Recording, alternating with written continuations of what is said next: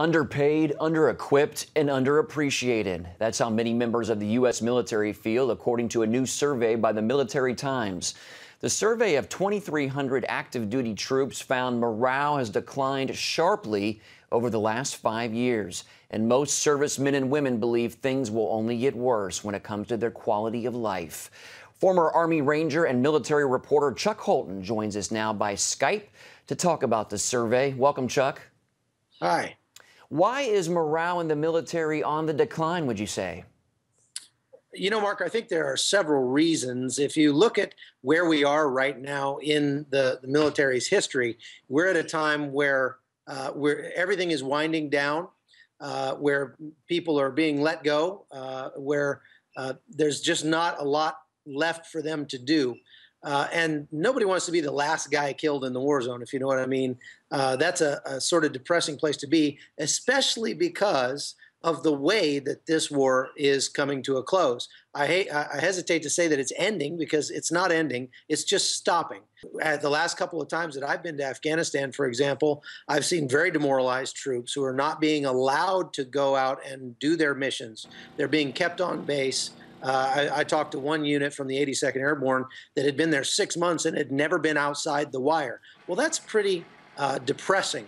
When you sign up to go to the war zone, you don't sign up to go sit on your backside and guard a concrete block somewhere. The other thing that they're saying is that the Afghans themselves are demoralized. The Afghan army is seeing more desertions than people being recruited right now. The Afghans are not ready to take this on their own, and they know it. And the Taliban has been just waiting for this moment, and so they have stepped up attacks. And this year alone, more Afghan soldiers and police have been killed than all of the Americans killed in the last 13 years in Afghanistan. So, Chuck, many of the troops feel like they no longer have a mission, and you talked a little bit about the leadership. How do troops view their leadership?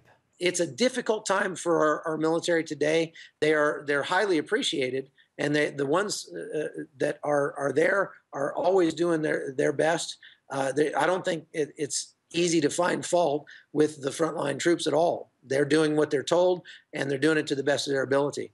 But I think that, again, this war is being lost in the halls of power in Washington. And Chuck, as a former Army Ranger, what advice do you have for our military, maybe to give them a boost right now?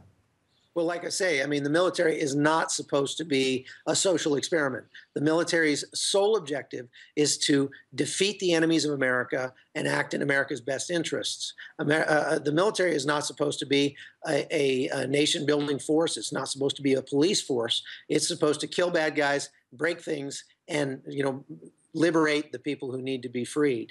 And we're very, very good at doing those sorts of things. However, when we start trying to make America, to make the military in America be as diverse as the political correct, pontificators in Washington would like America to be, and they try to do that by executive fiat, what they find is failure. And I think that's what we're seeing. It's not a failure of the troops. It's a failure of the leadership.